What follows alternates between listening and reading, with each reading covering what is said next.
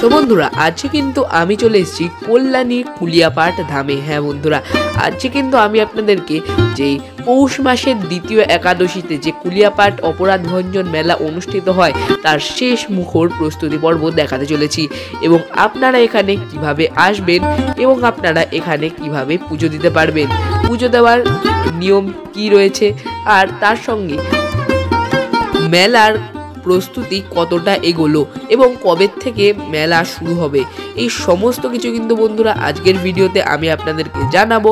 So বন্ধুরা চলুন বেশি দেরি না করে আজকের এই ভিডিওটা শুরু করে নেওয়া যাক। সো হ্যালো ভিউয়ার্স, বন্ধুরা আমি সৌভিক চলে এসে কিন্তু একটা নতুন ব্লগ নিয়ে। সো বন্ধুরা প্রথমে কিন্তু আমি আপনাদের জানিয়ে দিই যে আপনারা এখানে আসবেন কিভাবে।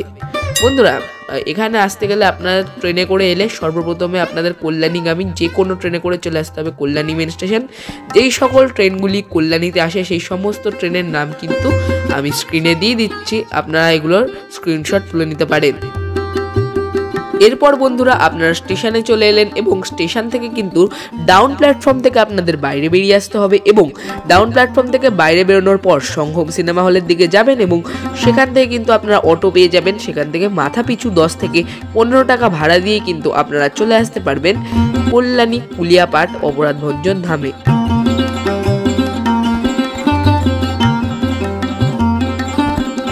অটো কিন্তু আপনাদেরকে একদম যেই মেলার যেই গেট সেই গেটের সামনে এনে নামিয়ে দেবে। এখান দিয়ে কিন্তু আপনাদেরকে যেতে হবে ভেতরে। লোকমুখে শোনা যায় যে শ্রী চৈতন্য মহাপ্রভু পৌষ মাসের একাদশীতে কিন্তু এসেছিলেন এই কুলিয়াপাট ধামে, এবং এখানে এসে কিন্তু তিনি একাদশী পালন করেছিলেন এবং মালসাভোগ কিন্তু ভাসিয়ে দিয়েছিলেন মন্দির লাগোয়া ঝিলটিতে। শোনা যায় যে সেই সময় কিন্তু এই ঝিলটি গঙ্গার সঙ্গে যুক্ত ছিল, এবং তার এই কুলিয়া আগমনকে স্মরণ করেই কিন্তু এই মেলাটি এখানে আয়োজন করা হয়। আর এই মেলাটি পরিচালিত করে থাকেন কলকাতার প্রিন্সিপাল সোসাইটি। বন্ধুরা যেহেতু শ্রী চৈতন্য মহাপ্রভু এখানে মালসা ভাসিয়েছিলেন, তাই কিন্তু এখানে পুজো দেওয়ার প্রথা রয়েছে যে মালসা ভোগ ছাড়া কিন্তু প্রভুর পুজো অসম্পূর্ণ থেকে যায়। তাই আমি আপনাদেরকে জানাচ্ছি যে মন্দির চত্বরেই কিন্তু আপনারা পেয়ে যাবেন কুলো মূলো এবং মালসাভোগের দোকান। সেখান থেকে মালসাভোগ এবং কুলো মূলো সংগ্রহ করেই কিন্তু প্রভুর পুজো দেবেন। ন্যায্য মূল্যে কিন্তু আপনারা এখানে পেয়ে যাবেন মালসাভোগ এবং কুলো মূলো। চলুন আমি আপনাদেরকে শ্রী চৈতন্য মহাপ্রভুর দর্শন করিয়ে দিই।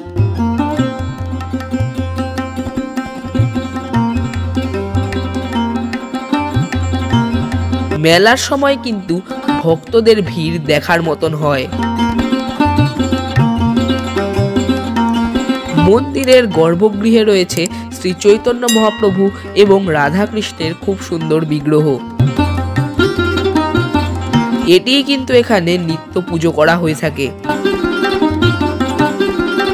খুব সুন্দর করে সাজানো রয়েছে বিগ্রহ, এবং তার পাশেই কিন্তু বাবা মহাদেব, হনুমানজি এবং মা অন্নপূর্ণার কিন্তু একটি ছবি রয়েছে।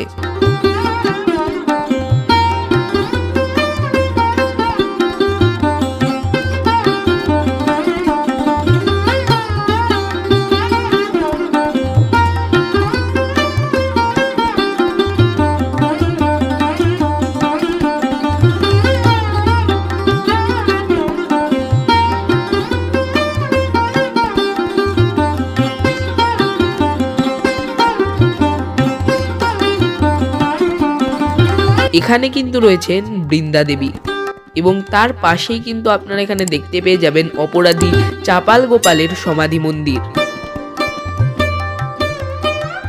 আর এর পাশেই কিন্তু রয়েছে বাঞ্ছা কল্পতরু। এই গাছেই কিন্তু যে ভক্তদের বিশ্বাস যে তারা এই গাছে ঘোড়া বাঁধলে তাদের মনস্কামনা পূর্ণ হবে। এখানে কিন্তু একটি শিউলি গাছের উপরে এই ঘোড়া বাঁধা হয়। পাশেই কিন্তু আপনারা দেখতে পেয়ে যাবেন একটি ঝিল, যেটা লোকমুখে শোনা যায় যে এক সময় গঙ্গার সঙ্গে যুক্ত ছিল। এখানে আপনারা পেয়ে যাবেন অপরাধ ভঞ্জন স্নানঘাট, নিতাই চাঁদ স্নানঘাট ইত্যাদি।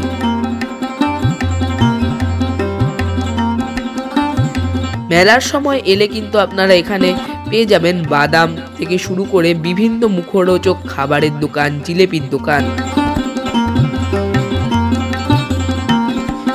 একেবারে মেলার শেষ মুখর প্রস্তুতি কিন্তু এখন চলছে।